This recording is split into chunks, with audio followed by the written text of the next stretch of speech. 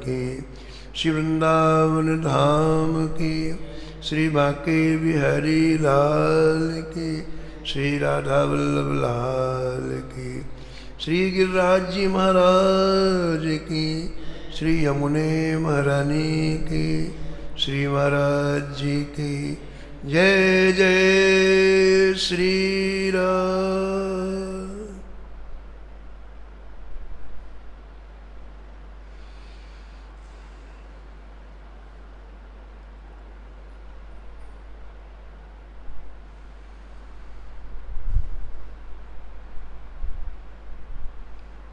कलि कुटिल जीव निस्तार हित, कलि कुटिल जीव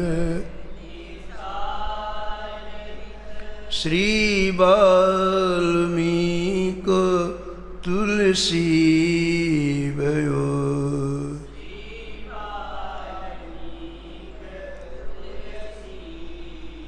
त्रेता काव्य निबंध करी सतकोटि रामायण,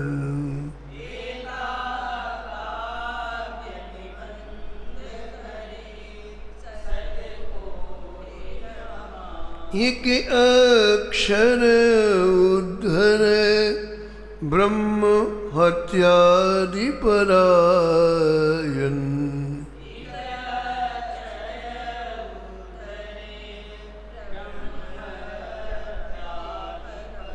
अब भक्तन सुख देन बहुर लीला विस्तारी,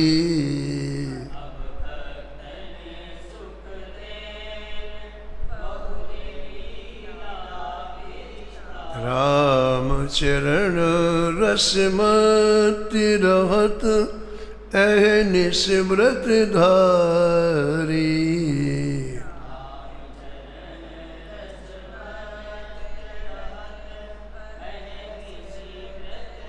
संसार अपार के पार को,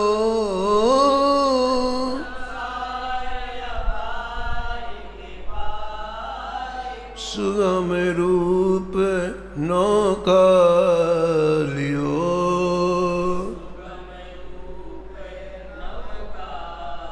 कलि कुटिल जीव निस्तार हित,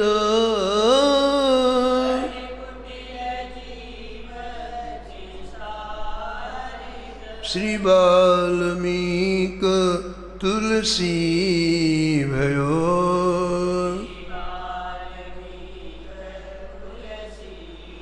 श्री वाल्मीकि तुलसी भयो,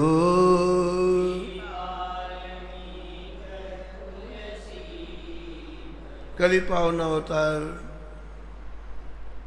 संत शिरोमणि गोस्वामी तुलसीदास जी महाराज का स्मरण श्री नाभा गोस्वामी जी ने इस छप्पे में किया है और निष्कर्ष के रूप में कहते हैं कि आपका संपूर्ण जीवन श्री ठाकुर जी के चरण कमलों के दिव्य मकरंद रस के पान करने में व्यतीत हुआ। उस रस को पी करके आप उन्मत्त हो गए। एक क्षण भी आपके जीवन का ऐसा नहीं गया जहाँ इस दिव्य रस का आपने पान न किया हो, ऐसा श्री नाभाजी महाराज कहते हैं।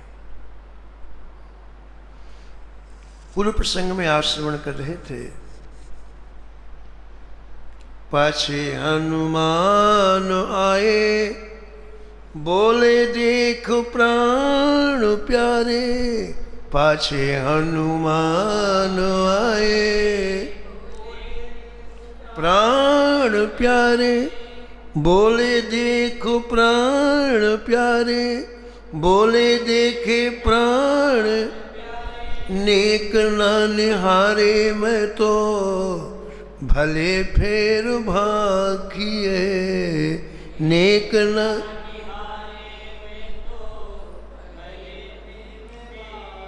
भले फिर भाखिए, भले फिर भाखिए, भले फिर भाखिए, भले फिर भाखिए।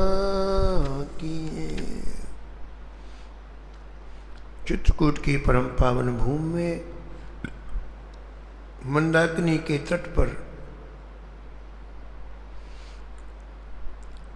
जैसा श्री हनुमान जी ने आज्ञा करी थी उसी तरह से कि चित्रकूट में तुम्हें राजा राम का दर्शन होगा, तो हनुमान जी की वाणी को सत्य करने के लिए प्रभु राम और प्रभु लक्ष्मण घोड़े में बैठ करके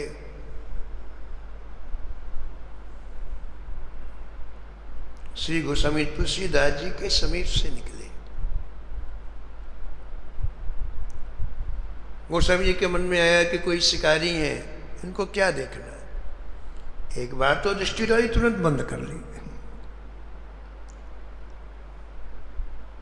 वो चले गए तो हनुमान जी प्रकट हो गए, बोले हो गया दर्शन?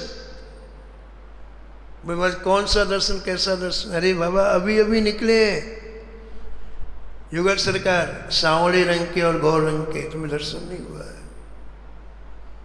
तो गोस्वामी जी पछताने लग गए कि देखो मेरा अभाग्य तो देखो, पास से राम जी निकले और मैं दर्शन नहीं कर पाया। बड़ी पीड़ा हुई मन में। हनुमान जी ने समझाया कोई बात नहीं, आप यहीं भजन करो, आपको पुनः दर्शन होगा। और संवत 1607 माघ का महीना, मौनी अमावस्या, बुधवार का दिन, प्रातःकाल श्रीमद् गोस्वामी तुलसीदास जी महाराज मंदाकिनी के राम घाट में स्नान करके आप नियम करने के पहले तिलक लगाने के लिए चंदन घिस रहे थे। भोर की बेला थी, बड़ा ही सन्नाटा चारों तरफ छाया हुआ था। बड़ा मानसिक बड़ी सात्विकता थी गोस्वामी तुलसीदास जी के चित्त में। और उसी समय श्री राम जी किशोर बालक के रूप में आए, बिल्कुल किशोर अवस्था, और बालक बन के आए और बड़ी ही मधुर भाषा में बोले, बाबा मुझे चंदन लगा दो। शब्द कान में गए गोस्वामी जी के, तो एक बार देखा क्या देखा, बड़ा ही मनोहर रूप। श्री ठाकुर जी के नेत्रों को देखा, श्री ठाकुर जी की अलकावली को देखा, श्री ठाकुर जी की मुस्कुराहट को देखा। टकटकी लगा के देख रहे हैं। हनुमान जी ने विचार किया कि बाबा फिर धोखे में पड़ जाएगा। एक बार तो दर्शन किए नहीं, अब आए हैं ठाकुर, जैसे प्रतीत नहीं हो रहा कि ये ठाकुर है, इसलिए इसको चेतावनी दे देना चाहिए। तो हनुमान जी तोता बन गए और जिस वृक्ष के नीचे गोस्वामी जी बैठे थे उसी वृक्ष के ऊपर तोते के रूप में बोले, चित्रकूट के घाट पर भई संतन की भीड़, चित्रकूट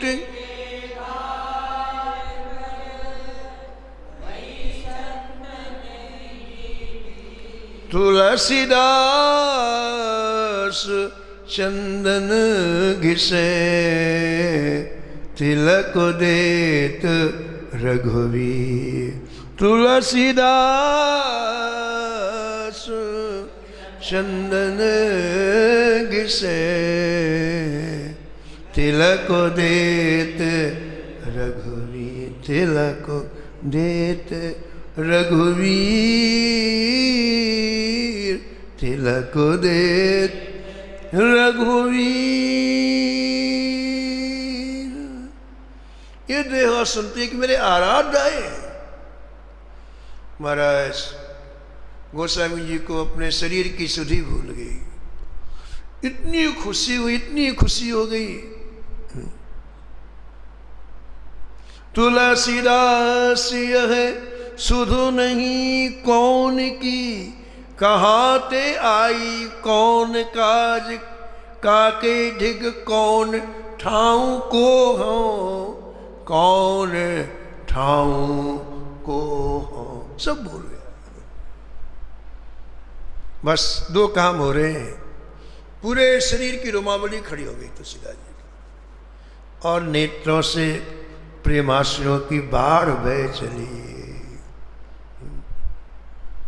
जिय की बात जिय ही मेरे जीरी, जिय की बात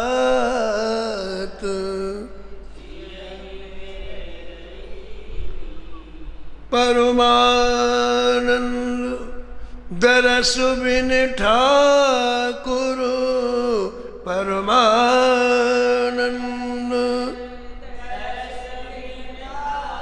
नैनन नदी बहीरी, नैनन नदी। जिय की बात जिय ही मेरे गिरी, जिय की बात जिय ही मेरे गिरी। हमारे शरीर का ख्याल ही नहीं, बेसुध, बिल्कुल बेहाल। तो ठाकुर जी ने क्या किया, जो चंदन घिस रहे थे, श्री ठाकुर जी ने उसी चंदन को अपने हाथ में लिया,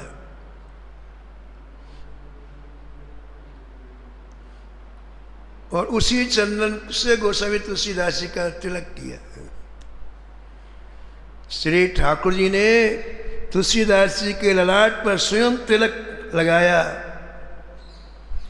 संतों का कहना है कि रघुनाथ जी ने तिलक लगा के गोस्वामी जी को भक्ति का सम्राट बना दिया, कवियों का सम्राट बना दिया, अरे सबके हृदय का सम्राट बना दिया। ऐसा कौन प्राणी है आज विश्व में जिसके हृदय में गोस्वामी जी न विराजे हो।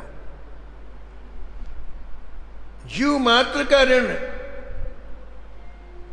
ऋणी है गोस्वामी तुलसीदास जी का। सबका हित किया, सबका परोपकार किया। श्री रामचरितमानस की रचना करके आज साधारण से साधारण जीव भगवान के धाम में जा रहा है, जिसको अक्षर का बोध नहीं महाराज, और रामायण का पाठ करके सीधे भगवान के धाम जा रहा है। कितनी तरह की आपत्तियां विपत्तियां रामचरितमानस से दूर हो रही हैं, कितने तरह के द्वेष ईर्षा भरत पढ़ने से आदमी के अंदर से विदा हो जाता।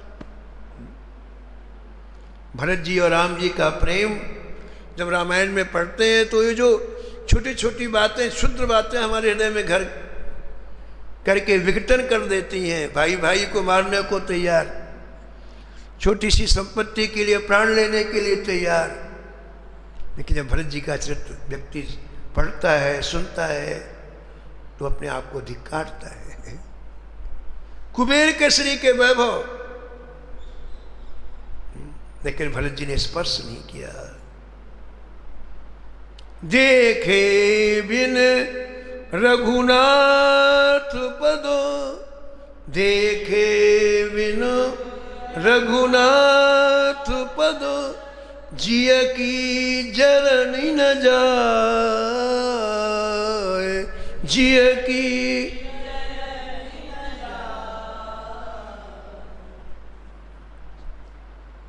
श्री रघुनाथ जी के चरण कमलों की भक्ति को सर्वोपरि रखा।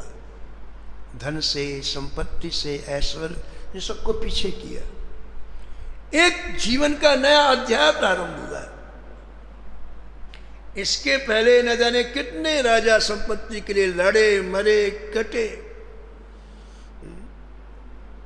लेकिन भरत जी ने एक नया आदर्श स्थापित किया कि जीवन में सबसे पहली आवश्यकता श्री युगल सरकार के चरण कमलों की है, इसकी नहीं है। सीधे इसको लोगे ना आप तो पतित हो जाओगे, पतन हो जाएगा। सीधे नहीं, श्री रघुनाथ जी को पहले हृदय लो, फिर इसका कोई असर नहीं पड़ेगा, इसका जहर काम नहीं करेगा आपके जीवन। ऐश्वर्य में, संपत्ति में पॉइजन होता है, विष होता है, उसको पचाने की क्षमता सब में नहीं होती है। तो उसका तरीका क्या है कि पहले श्री राम जी के चरण कमलों के हृदय में स्थान लो, फिर आ जाए कोई बात नहीं, फिर इसका सदुपयोग होगा। हनुमान जी ने देखा बढ़िया बढ़िया फल लगे अशोक वाटिका में, वहां कोई जाते नहीं डर के मारे।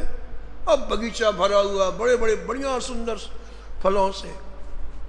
हनुमान जी का काम हो गया था, किशोरी से बात कर ली थी जानकी जी से, तो मन में आया कम से कम जब से चलाऊं कुछ खाया पिया नहीं। अब किशोरी जी का दर्शन हो गया, अब भोग लगाया जाए।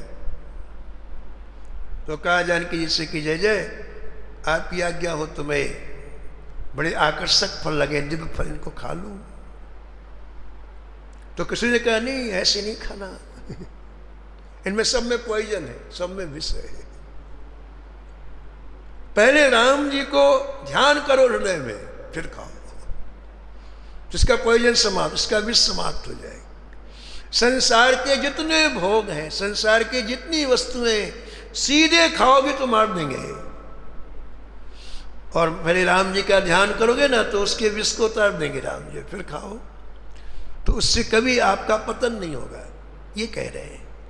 तो ऐसा कौन व्यक्ति है जिसके हृदय में गोस्वामी जी ना विराजे हो, क्योंकि इतना बड़ा परोपकार किया है कि जीव मात्र आज भगवान के धाम में जा रहा है, ऐसा परोपकार किसी ने नहीं किया। सबको सुलभ करा दिया भगवत प्राप्ति गोस्वामी तुलसीदास जी ने, सबको।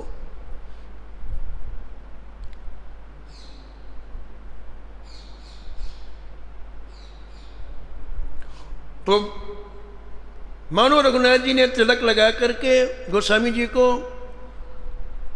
भक्ति का सम्राट बना दिया, कवि सम्राट बना दिया, और सबके हृदय का सम्राट बना दिया।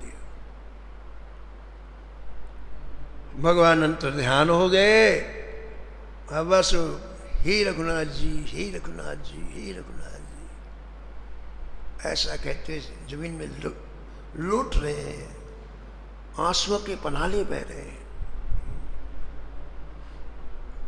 गोरखपुर में गीता वाटिका में एक संत रहते थे, लोग उन्हें रघु बाबा कहते थे, रघु बाबा।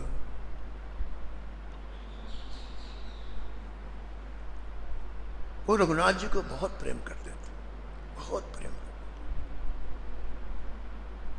आपको आश्चर्य होगा कि रघुनाथ जी के विरह में 18 घंटे रोते थे रोज, 2 घंटे 4 घंटे नहीं, 18 घंटे। पूरा आंखों के नीचे काला पड़ गया था रोते रोते उनके।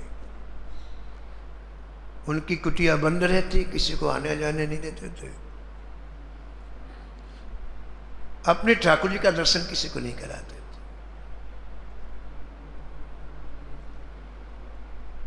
अब उनकी मौज देखो, ठाकुर जी को क्या पाना है,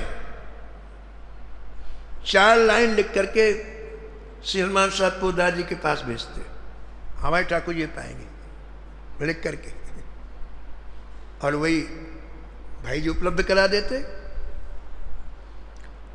तो भाई जी कह रहे थे कि एक बार लिखा कि 1 किलो करेले पाएंगे हमारे ठाकुर। करेला कड़वा करेला। अब मौज है संतों की, करेला भेजा गया, करेले का भोग लगा। एक दिन केले के लिए लिखा, और लाने वाले ने क्या किया, लापरवाही से पिलपिले केले ले आया, पिलपिले। फिर दोबारा चिट्ठी लिखी कि हमारे ठाकुर जी नहीं पाएंगे, ये पिलपिले पाएंगे, बढ़िया खेले पिलाओ, एक थोड़ी पाएंगे। लेकिन मैंने 18 घंटे तक रोते रहते। हार रघुनंदन प्राण प्रीते, हार रघुनंदन तुम बिन जियत बहुत दिन बीते, तुम बिन जियत बहुत दिन बीते, बहुत दिन बीते, बहुत दिन बीते। पूरी रात्रि रोते रहे तुलसीदास जी महाराज। प्रातःकाल हनुमान जी प्रकट हुए, मूर्छित अवस्था से उनको बाहर निकाला और कहा बिल्कुल चिंता न करो, आपको श्री ठाकुर जी की दिव्य लीलाओं का दर्शन रोज होगा और उसी का आप चिंतन किया करो, उसी का मनन किया करो। समझा करके हनुमान जी अंतर ध्यान हो गए और इस तरह गोस्वामी तुलसीदास जी की महिमा चित्रकूट में व्याप्त हो गई। श्री राम जी का दर्शन करते ही लोगों को पता चल गया और हजारों लोग तुलसीदास जी का दर्शन करने के लिए आने लग गए।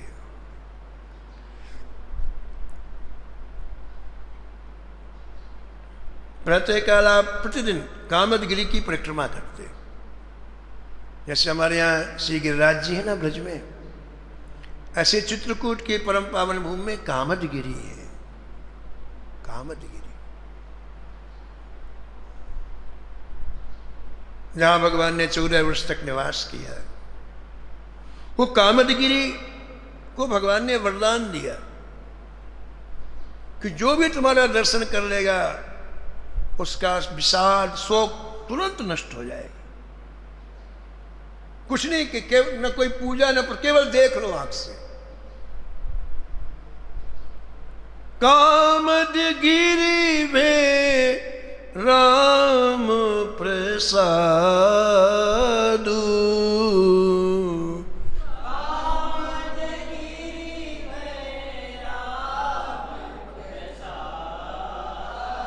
अवलोकत अपहरत विषादु,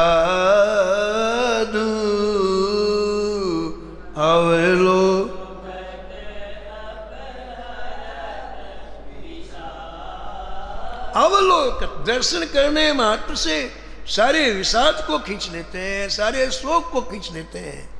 ऐसे कामदगिरी है। तो आप प्रातःकाल श्री कामदगिरी जी की परिक्रमा कर रहे थे। सुबह सुबह का समय था, आधी दूर पहुंचे तो क्या देखा, एक सफेद सर्प पूरे परिक्रमा मार्ग ऐसे यूं पड़ा है, आड़ा पड़ा है ऐसा। ये परिक्रमा मार्ग है, ऐसे ऐसे उस कोने से उस कोने तक पड़ा हुआ है। तो गोस्वामी जी की दृष्टि पड़ी, तो एक संत की दृष्टि पड़ते ही उस जीव के संपूर्ण पाप नष्ट हो गए। संतों के दर्शन से, संतों के स्पर्श से, संतों की वाणी सुनने से न जाने कितने पाप नष्ट होते हैं महाराज। जी दरस परस समागमादिको पाप रास नसाइए, जब द्रवे दीन दयाल राघो साधु संगति पाइए। उस जीव के पाप नष्ट हो गए और पाप नष्ट होते ही महाराज उसको अपने स्वरूप का बोध हो गया कि मैं कौन था। तो सर्प की देह से मनुष्य की आवाज में बोला, कहा भगवान यदि आप अपने कर कमल से मेरा स्पर्श कर देंगे तो मेरी ये सर्प देह छूट जाएगी, मेरा उद्धार हो जाएगा। तो तो गोस्वामी जी झुके और उसको स्पर्श कर दिया। जैसे स्पर्श किया उस सर्प से एक महात्मा प्रकट हुए। हाथ जोड़ करके उन्होंने वंदन किया गोस्वामी तुलसीदास जी का, अपना नाम बताया। भगवान मेरा नाम योग श्री मुनि है, योग श्री मुनि है।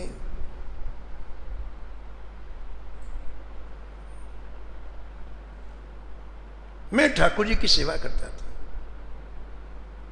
संतों की सेवा करता था, लेकिन एक भूल बन गई, एक अपराध बन गया। संत और भगवान की संपत्ति को मैंने अपने शरीर में दुरुपयोग किया, भगवान में ना लगा करके अपनी सुख सुविधाओं में लगाया। उसके फलस्वरूप मुझे अधम योनि प्राप्त हुई। मृत्यु के बाद मुझे सर्वदेह प्राप्ति हुई। मेरा कोई बहुत बड़ा सुकृत रहा होगा पूर्व जन्म का कि आपका दर्शन हो गया, और आपकी कृपा से अब मैं पुनः मुनि देह को प्राप्त हो गया। मेरी कुटिया बनी हुई है, अब मैं वहाँ जाके भजन करूँगा। बार बार प्रणाम किया गोस्वामी तुलसीदास जी को, परिक्रमा लगाई और चले गया। लोगों को पता चल गया कि आज एक सर्प से संत प्रकट हुए। अब तो और भीड़ बढ़ गई महाराज। पहले हजारों लोग आते थे, लाखों लोग आने लग गए। हो गोस्वामी जी ने कहा अब भजन कैसे करें? आने जाने वालों से बात करें कि राम राम करें? गोस्वामी जी ने विचार करना प्रारंभ कर दिया कि बहुत लोगों से मिलने से, बहुत लोगों की प्रशंसा सुनने से भजन समाप्त हो जाता है। लोक मान्यता अनल सम कर तप कानन दाहु। तो गोस्वामी जी ने निश्चय कर लिया कि अब एक गुफा बना लेते हैं, उसी में घुस के भजन करें, ना कोई देखेगा ना कोई आएगा। मंदाकिनी के किनारे एक गुफा बना ली और उसी में प्रवेश, इसे एक बार निकलते स्नान करके उसी में प्रवेश और वहीं भजन करते।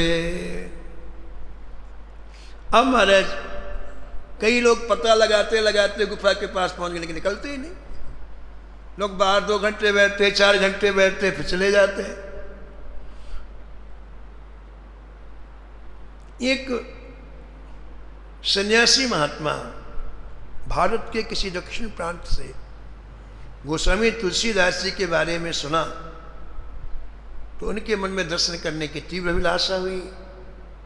उनका नाम था स्वामी दरियानंद जी। तो पैदल चल करके वो चित्रकूट आए और महाराज पता लगाते लगाते वो भी गुफा के पास बाहर जाकर के बैठ गए और उन्होंने निश्चय किया कि जब तक दर्शन नहीं होगा मैं यहीं बैठा रहूंगा। बाकी लोग तो आते 4 घंटे बैठ के चले जाते, कोई 5 घंटा, कोई 2 घंटा, लेकिन स्वामी दरियानंद जी ने निश्चय किया कि मुझे जब तक दर्शन नहीं होगा तब तक मैं यहीं बैठूंगा। हुआ क्या, गोस्वामी जी को लग शंका लगी, रात्रि में लग शंका लगी तो आप बाहर आए। लग शंका करके जब मंदाकिनी जी में हाथ पैर धो करके जब गुफा में जाने लग गए तो स्वामी दरियानंद जी हाथ जोड़ करके सामने खड़े हो गए। कहा भगवान मेरी धृष्टता को आप क्षमा करें, आपके दर्शन के लिए बड़े बड़े योगी जति जपी तपी लाइन लगी रहती, केवल गृहस्थ लोग नहीं आते, बड़े बड़े महात्मा आते हैं महाराज, और आप गुफा के अंदर छिपे रहते हैं। तो ये कुछ उचित मुझे नहीं लग रहा है, इसलिए मेरी एक प्रार्थना है कि मैं मंदाकिनी के किनारे सुंदर एक मचान बनवा देता हूं, उसी में आप विराज करके भजन करें। कोई आपके पास जाएगा नहीं, कोई से आप बातचीत नहीं, लेकिन लोगों को दर्शन तो मिल जाए आपका, और लोग दर्शन करके चले जाएंगे। तुलसीदास जी ने स्वामी जी का आग्रह स्वीकार कर लिया उन्होंने बड़ा सुंदर एक अच्छा मंच ऊपर बनाया है, 15 फीट ऊंचे, किसी का हाथ भी नहीं जा सके, बड़ा सुंदर बनवा दिया। उसी में गोस्वामी जी अब विराजमान होकर के भजन करते और लोग गोस्वामी जी का दर्शन कर करके भजन करते। संतों के दर्शन का फल है कि भजन में मन लगे। लौकिक वस्तु मिलना संतों के दर्शन का फल नहीं है। तो गोस्वामी तुलसीदास जी के दर्शन करके लोग भजन करते, अपने जीवन को सफल करने लग गए। एक दिन हनुमान जी महाराज प्रकट हुए गोस्वामी तुलसीदास जी के सामने। बाबा ठीक है? तुलसीदास जी बोले ज्यादा ठीक नहीं है। बोले क्या मतलब? बोले जय जय, दर्शन तो आपने करा दिया, लेकिन जैसा मैं चाहता था वैसा दर्शन अभी नहीं हुआ। तुम कैसा दर्शन चाहते थे? महाराज मैं वेश बदल करके दर्शन नहीं चाहता हूं, मैं तो साक्षात चाहता हूं। और यूं नहीं, अकेला नहीं, दिव्य सिंहासन में युगल सरकार विराजमान हो। दिव्य सिंहासन में श्री राम जी श्री सीता जी विराजमान हो, और दो ही नहीं, चरणों में आप बैठे हो। एक क्षण आप दबा रहे हो श्री राम जी का, एक क्षण शत्रुघ्न जी दबा रहे हो, पीछे भरत जी खड़े हो, लक्ष्मण जी खड़े हो, एक के हाथ में चंवर हो, एक के हाथ में महाराज छत्र हो, सुग्रीव जी खड़े हो, वशिष्ठादि मुनि खड़े हो, और सब जय जयकार कर रहे हो। ऐसा दर्शन मैं चाहता हूं। महाराज जब तक ये दर्शन नहीं होगा तब तक मुझे संतोष नहीं होगा। हनुमान जी ने कहा बाबा कान खोल के सुन लो, ये दर्शन कलयुग में संभव नहीं है। तुलसीदास जी बोले आप बोल रहे हो? आप बोल रहे हो? बोले हाँ। महाराज ये बता दो आप, ऐसा क्या है जो आपके लिए असंभव हो? जाके गति है हनुमान की, ताकि पैज पूज आई, यह रेखा कुलिस पसाण की, जाके गति है हनुमान की। आपके आश्रय में कोई हो जाए तो उसका काम होना पत्थर की लकीर, यानी हो गई। अघटित घटित सुघट अघटन, ऐसी बिरदावली नहीं आन की। जो कभी ना हुआ हो, हे हनुमान जी वो करने की समर्थ, अघटित, और जो हो गया हो उसे नष्ट करने की क्षमता आप में। ऐसी बिरदावली नहीं आन की, सुमिरत संकट सोच विमोचन, सुमिरत संकट सोच विमोचन, मूर्ति मोद निधान की, जाके गति है हनुमान की, जाके गति है हनुमान की। हे हनुमान जी, कोई आपका स्मरण करे तो बिना बुलाए राम जी आ जाते हैं, किशोरी जी आ जाती हैं, शंकर जी आ जाते हैं, पार्वती जी आ जाते हैं, बिना बुलाए। कैसी महिमा आपकी।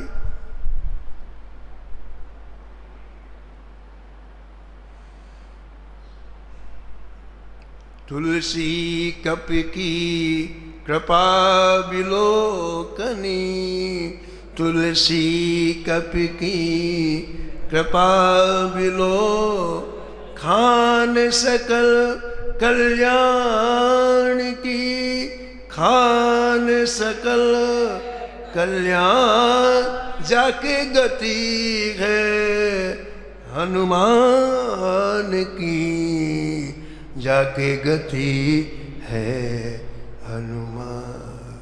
तो बोले आपके लिए ऐसा कौन सा कार्य है जो असंभव? हनुमान जी चुप हो गए। देखो भैया, मैं राम जी से पूछूंगा, अगर वो दर्शन देने को तैयार हुए तो दर्शन हो जाएगा। ऐसा कह के हनुमान जी अंतर्ध्यान हुए। अब आज पूछेंगे, कल दर्शन होगा।